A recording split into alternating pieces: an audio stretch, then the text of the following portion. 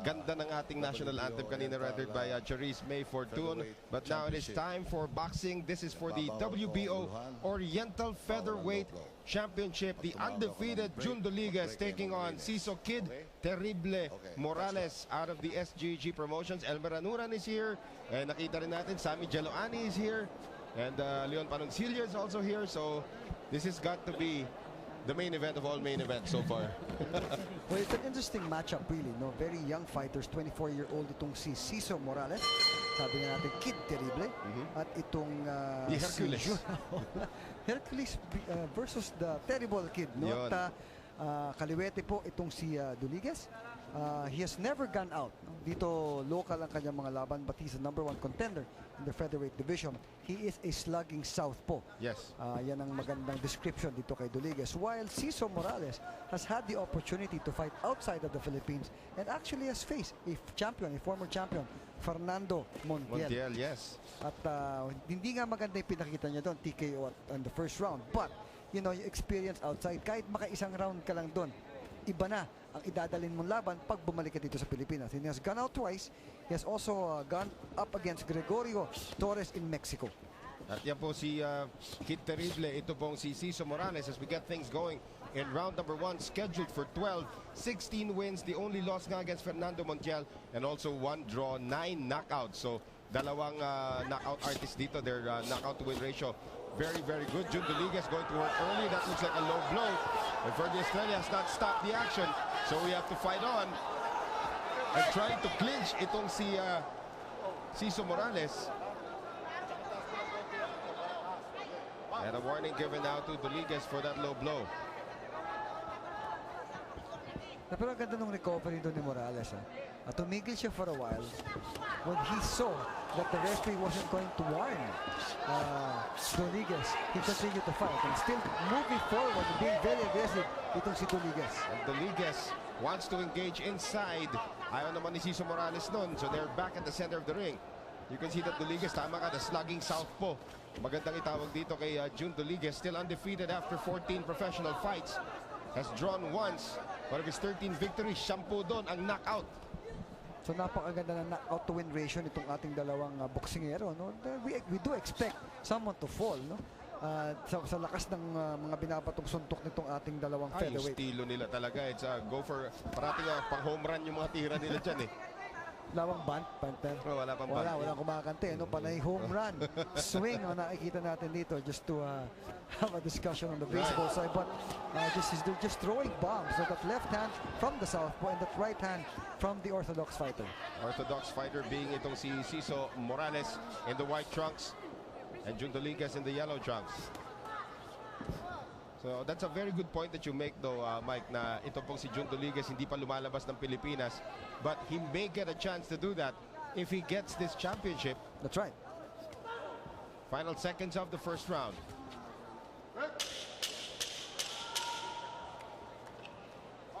You may have to give this first round to June Doliguez by virtue of just aggression, but it'll be interesting to see how we move forward from this round.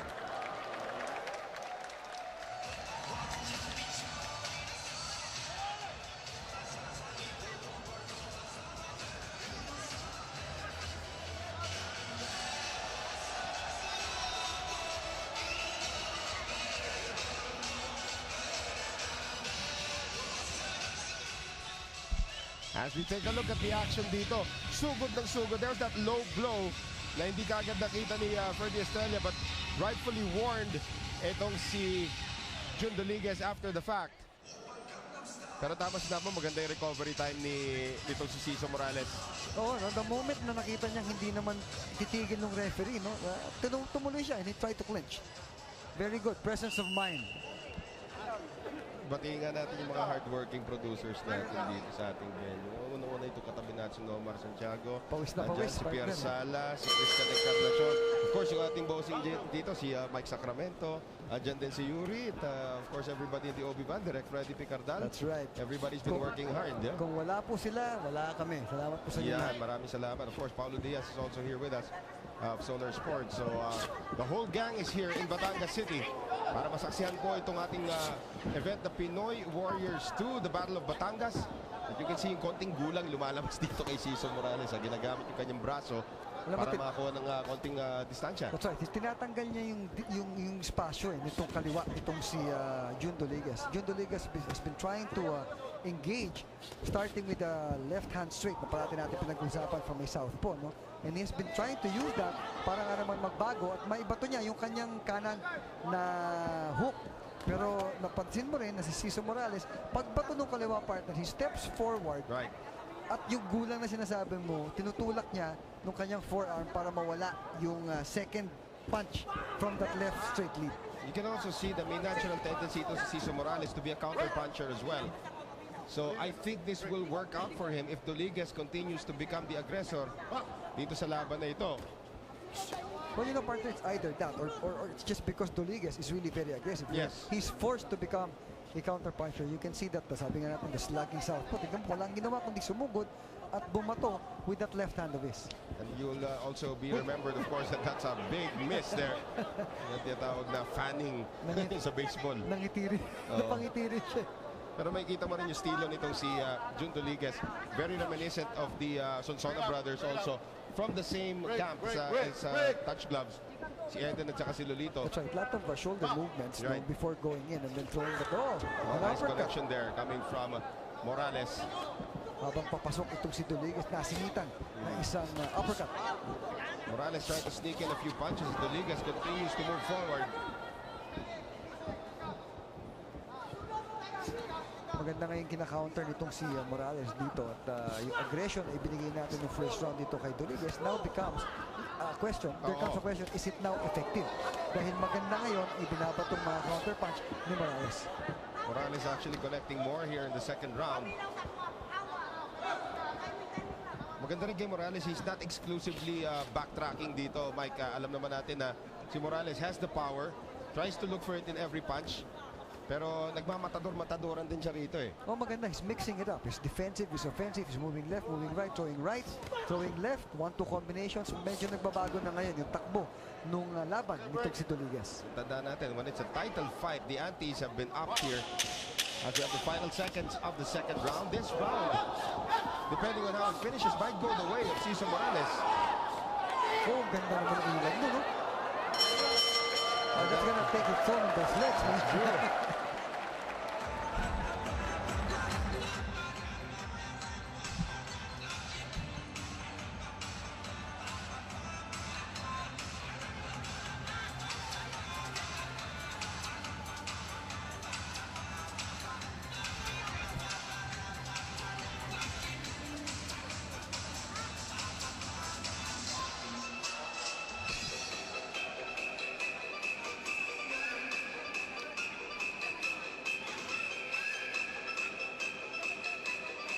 Alae, nasa Batangas po tayo.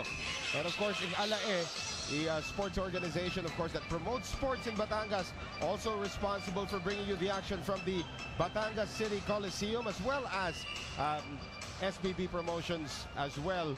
Nakikita natin dito, pagdating talaga sa boxing, mga Batanggenyo, they come out in droves, they know what they're watching, and a very, very educational trip for some of the first-timers na makapanood ng live boxing dito sa Batangas. Alam mo, it's a very good crowd, no? Although from your TV angle, it looks like confident, but it's a big place. But it's a very good crowd for boxing on a Saturday evening. And dito ngayon, medyo nagkabanggaan na naman ng ulo. You expect to see a lot of that. We've mentioned this so many times, Mike, during our coverage, is that when a southpaw goes up against an orthodox fighter, nagkakatapakan dyan. I mean, you saw it in the last fight of Manny Pacquiao and Juan Manuel Marquez. Nagkatapakan, maraming allegations sa sadya daw yung mga tapakan.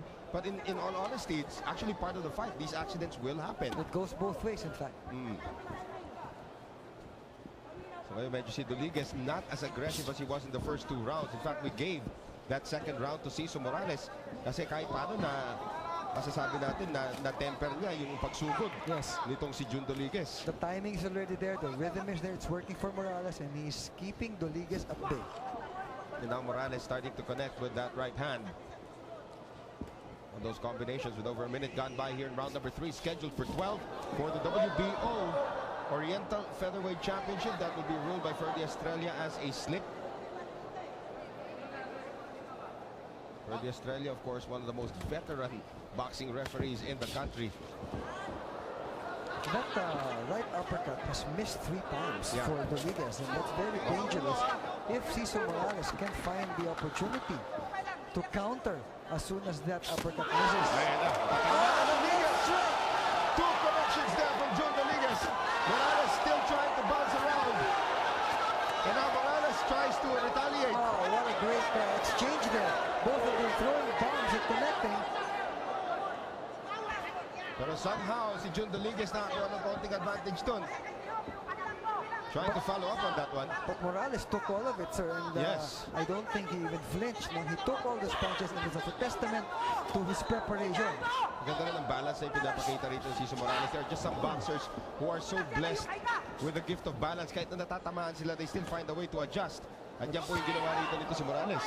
Clearly, si Morales is moving quite so much better than Doliguez. The left and right movement, the spring on his legs is quite evident. He moves so much better than Doliguez. Doliguez, however, is connecting with that left hand of his. Tough round to score with under 30 seconds to go here in the third. Doliguez again, grazing left hand, 2 inches to the right. That would have been a knockdown. Well, you have to give that to Morales. He made Doliguez miss with that head movement. Final seconds of the third. Very, very tough round to score.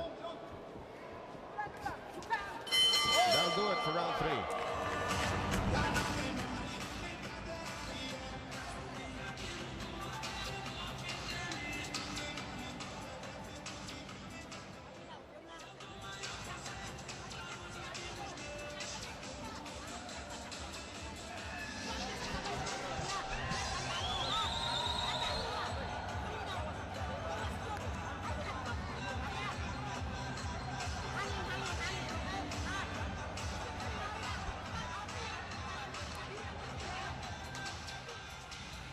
Tignan po natin yung power punches released here by Doliguez. That's the first of it. That's the second one.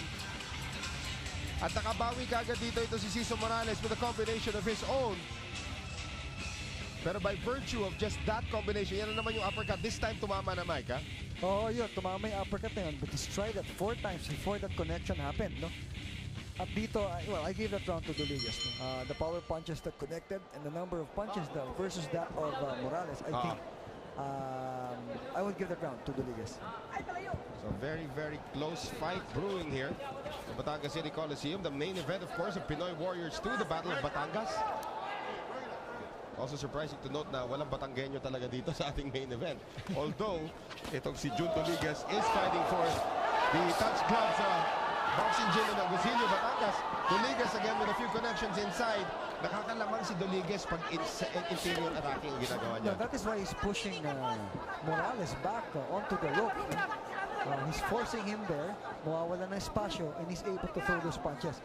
Pero yung fleet-footed itong si Morales, he moves very well and removes the ability of Doliguez to connect kapag nako-corner siya. Oh, nice jab. And again, the counter working here para kay Morales. But Doliguez gets the connection into Morales' head. Minute gone by dito po sa ating 4th round. This is for the vacant WBO Oriental Featherweight Championship. And of course, Ciso Morales, a former champion himself, the former WBO Oriental Super Bantamweight Championship. He's about 2 levels up. Nice uppercut by Doliguez. At napahawak bigla itong si Ciso Morales. Morales looks at his corner after the uppercut connects on his chin. And you can see that Doliguez wants to go for the kill. Nice straight. Yakap na naman itong si Morales. And it's only the 4th round, partner. A lot of connections has already been scored by both Doliguez and Morales, but the power punches of Doliguez is now taking its toll. And it all depends kung how you're judging this or how you're scoring this. If you're a judge, either here at the venue or back home, do you go for the connections or do you go for the power? Yan pa isa sa mga subjective parts of scoring in boxing. There are some boxing judges that will give more emphasis to the jab rather than the power punch because the jab is still a connection, the power punch is still a connection. That's right. Approaching 45 seconds. Dito po sa ating fourth. Let's see if Ciso Morales can do something spectacular to end the fourth round to sway the balance in his favor. Pero so far, Doliguez, pati ring generalship ni Doliguez eh. So far. Kuha niya eh. So far, his aggression is moving back Morales and he is able to connect with those punches, which means that he is creating the situations for himself, which really, if you break down ring generalship, is about that, no? Creating your angles, creating the opportunities for yourself. Ciso Morales, although is also countering very well, but not enough. Final seconds of round number 4. Doliguez waiting for his opportunity once again. Really falling in love with that right uppercut, and that will do it as fighters still exchange after the bell. A round that may go again to Doliguez.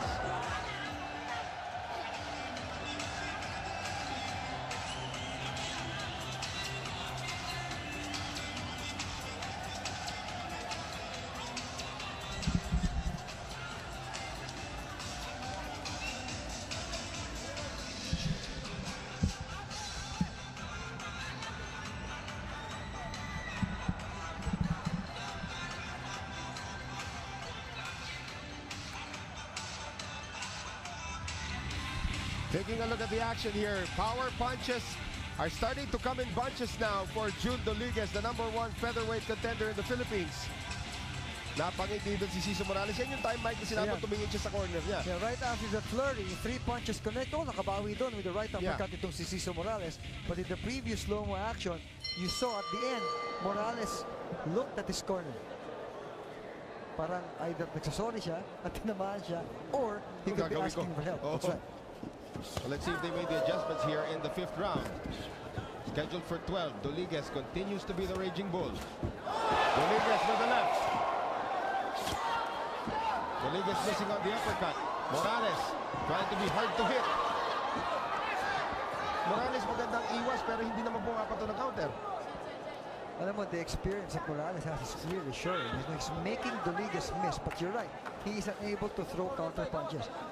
Nagmimintis ngayon kalaban mo, may oportunidad kang bumato, hindi ka bumabato. Sayang yung pagod nung pag-iwas at pag-ilag. Nakakapagod yung partner. Later on, that will take its toll when we go into the championship rounds. Well, titignan natin dito if we actually make it to the championship rounds, the way Doliguez has been throwing those bombs. Championship rounds, of course, we refer to rounds 10, 11, and 12. And Morales goes down. I don't know. It's going to be ruled a knockdown here. Hindi ko na kung saan tinamaan dito si Morales. 7, doesn't look like he's gonna beat the count here, Mike. 8, 9, 10, it's over. Doliguez is the new WBO Oriental Featherweight champion.